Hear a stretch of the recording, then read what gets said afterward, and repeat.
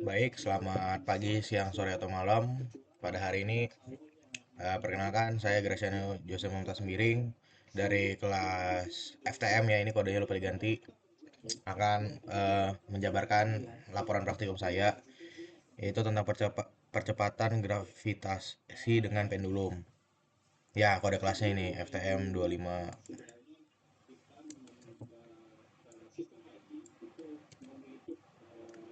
Nanti lah. Nah, jadi penyusunnya adalah oleh saya sendiri, Graciano Jose Momta Sembiring, dan Firstia dan juga Rafa. Bisa dilihat di sini nimnya dan namanya. Ini mulai dari dasar teori, bisa dilihat sendiri. Ini saya kutip dasar teorinya dari modul praktikum yang dikirimkan di grup WA dan di Hebat. Dan juga ini inti dari semua dasar teori ini adalah kita menghitung gaya gravitasi bumi dengan berbagai cara seperti gerak jatuh bebas, ya kan? Tapi di percobaan pendulum ini kita tuh nyoba dengan periode dan frekuensi. Oleh karena itu, ya tujuannya menentukan percepatan gravitasi bumi dengan metode osilasi pendulum dengan benar, juga menentukan apa yang mungkin menyebabkan adanya perbedaan hasil antara percepatan gravitasi referensi dengan yang terhitung. Jadi kita udah tahu kan ini referensinya itu antara 9,8 atau 10. Tapi karena ini praktikum, jadi kita pakai yang 9,8 karena 10 itu kan hasil pembulatan. Prosedur percobaan. Jadi alat dan bahannya yang dari 1 sampai 7 ini sebenarnya satu kit, tapi saya split saja supaya lebih kelihatan, ya kelihatan banyak aja. Jadi pertama siapkan seluruh alat dan bahan yang dibutuhkan, susun setnya seperti ini. Ya, dan juga satu satu ayunan itu artinya tuh dari posisi A kembali ke A, bukan A ke C atau A ke B. Jadi A, B, C, B, A itu dihitung satu. Habis itu ya gini lah, ukur dulu talinya pakai busur, ukur 3 derajat, lepaskan dan biarkan dia berosilasi atau berayun. Jadi ya ini seperti yang saya sudah bilang. Lanjut ke datanya. Di sini massa pendulum yang kita dapat tuh 10,6 gram, sudah diukur juga. Percepatan gravitasi 9,81 meter per second atau 9,8 aja. Jadi ayunannya ada 20 kali, panjang talinya ada ya satu. Jadi ini 10 percobaan untuk 10 panjang tali 1 meter. Jadi kita dapat cukup banyak waktu ya di sini. Ada bisa dilihat sendiri. Frekuensi ini adalah waktu dibagikan 20. Eh, ya antara frekuensi atau periode. Kenapa saya agak bingung di sini? Karena saya lupa juga keduanya ini sama-sama sebenarnya karena frekuensi itu adalah periode satu per frekuensi. Jadi sebenarnya ini rumusnya cuma kebalik doang, dibalik doang. Gitu. Nah, yang ini sama aja. Ya datanya kita dapat dari stopwatch itu. Nah, ini analisisnya. Kita nggak menggunakan banyak rumus ya, kita cuma menggunakan rumus frekuensi osilasi getaran dan turunan-turunannya. Jadi kan kalau di rumusnya kan awalnya kan itu kan dia pakai F. Nah, karena kita cari G, jadi otomatis ada operasi yang perlu dilakukan.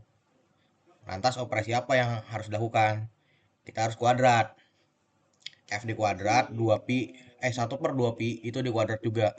Kenapa? Supaya akar di GL-nya itu hilang. Terus G-nya pindah ruas. Nah, kalau G pindah ruas dan itu udah kuadrat, otomatis otomatis dia jadi satu per bukan satu per. Iya, kalau dia pindah itu otomatis jadi satu per semua. Jadi dibalik. Jadi ini semua yang rumus turunan ini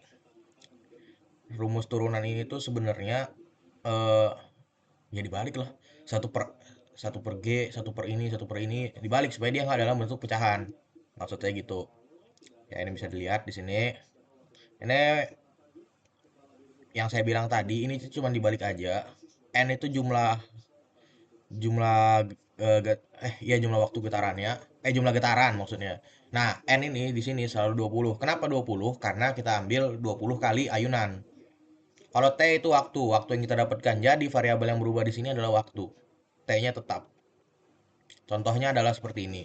Ini sekali lagi ini data hanya untuk menguji rumus saja, bukan data sebenarnya. Jadi ini tidak ada kaitannya dengan analisis yang lain. Ini contohnya adalah ketika kita dapat 20 getaran dalam 20 detik, berarti periodenya adalah satu, frekuensinya juga adalah satu. Jadi bisa kita masukin di sini satu-satu. Nah, lalu kita hitung pakai rumus yang gravitasi yang di atas tadi. Yang ini. Dari sini kan kita dapat hasilnya 39. Nah, 39 ini kan jauh banget nih dari 9,8 ya, berarti ini tuh salah. Kesimpulannya gitu. Nah, ini ya balik lagi ke Galat seperti yang sebelum-sebelumnya. Misal acuan gravitasinya adalah 9,8, kita dapat gravitasi sebanyak ini. Kita rata-ratain dulu baru dikurangkan dan diper dengan acuan tadi dikalikan 100%, maka kita dapat Galat absolutnya berapa? Di sini 0%, artinya akurat. Jadi langsung aja kita ngitung ke talinya. Jadi ya tinggal masukin aja di sini sebenarnya bisa frekuensi, bentar. Ya sebenarnya yang ini tuh nggak harus frekuensi. Karena ya ini juga bisa kita ganti jadi 1/T. Karena sebenarnya sama aja. Yang ini nih tetap 1 dalam 10 ini. Karena kan sebenarnya yang berubah kan panjang tali sama detikannya. Jadi otomatis yang berubah cuma F sama ini doang. Begitu. Oke, habis itu jadi yang mudah saja lah. Ini kita bulatkan saja ke satu angka belakang koma. Ini udah cukup akurat ya sebenarnya. Ini juga cukup akurat. Data ketiga ini agak ada penyimpangan. Mungkin karena bandulnya muternya 3D bukan 2D.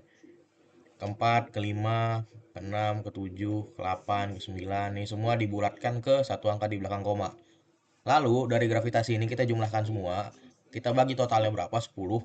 Dapatlah 9,99. Nah, data ini kita pakai ke rumus Galat. Jadi 9,99 dikurangin 9,8 per 9,8 kali 100%. Dapatlah 1,94. Iya, 1,94. Yang artinya meleset sebanyak 1,94. Ini cukup akurat karena 1,9 itu dikit.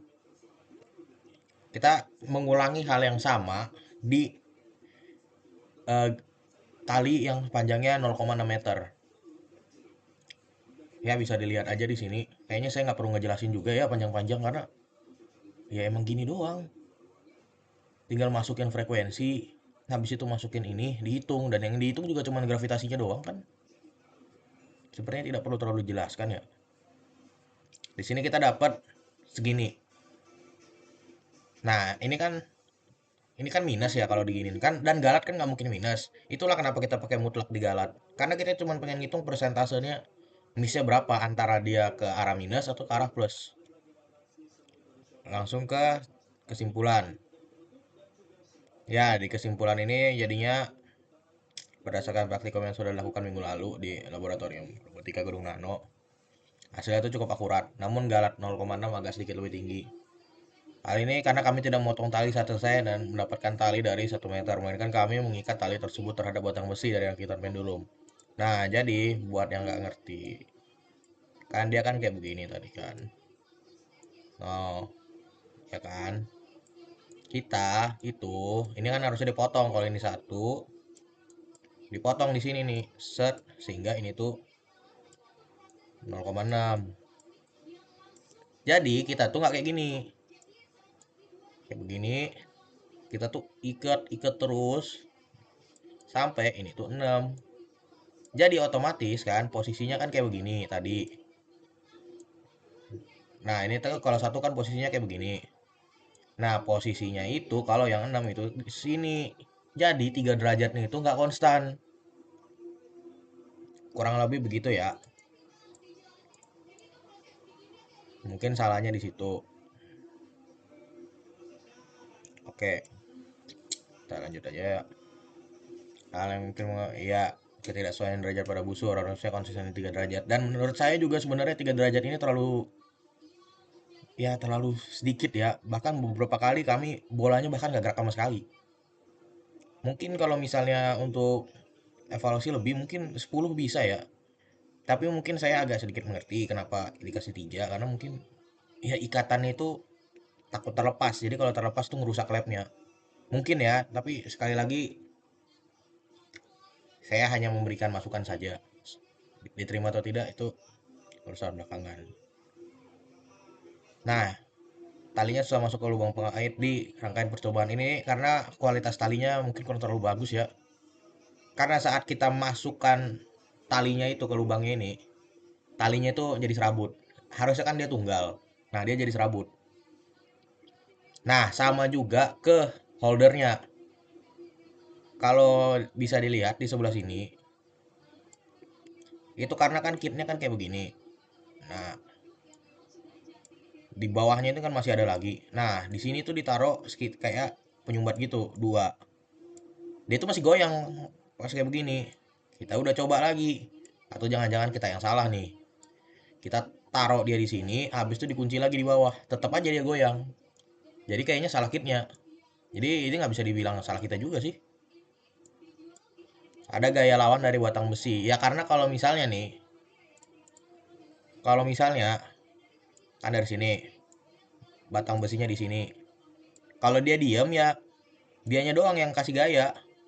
Dia kasih gaya ke sini, dia kasih gaya ke sini, ya kan? Dan itu kayak yang gerak apa sih itu yang pakai percepatan sentripetal itu? Ya gerak melingkar. Tapi dia nggak benar-benar melingkar. Nah, tapi ini kenapa lurus sih? Kalau misalnya dia bolanya ke sebelah sini, terus dia ikut ke sini, ya ini terlalu miring sih. Kan ini lurus, berarti kayak gini. Terus kalau dia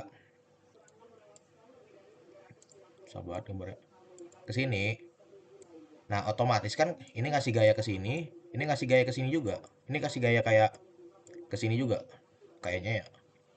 Iya ngasih gaya ke sini juga. Jadi pas dia menghentak dia juga berhenti gitu.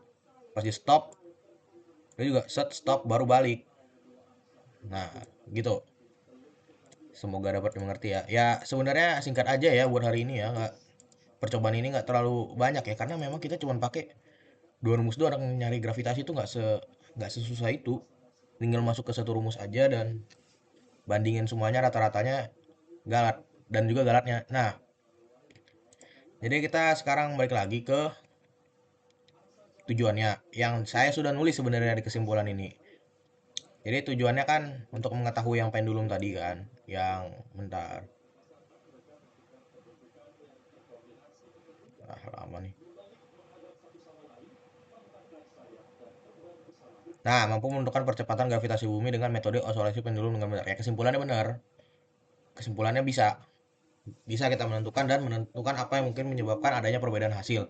Di sini saya sudah menjelaskan panjang lebar ya tentang ya percobaan ini. Galatnya itu kenapa? Nah, jadi untuk pertanyaan pertama, jawabannya itu ada di sebelah sini. Dapat disimpulkan bahwa gaya tarik gravitasi bumi itu dapat dihitung dengan percobaan pendulum dan hasilnya cukup akurat dengan persentase galat yang kecil. Kenapa Kenapa adanya galat? Ini saya juga udah jelaskan karena harusnya busurnya itu konsisten dan 3 derajat itu menurut saya terlalu kecil. Cuman nggak tahu ya, mungkin saya aja yang kurang itu. Karena emang ya. Ya udahlah.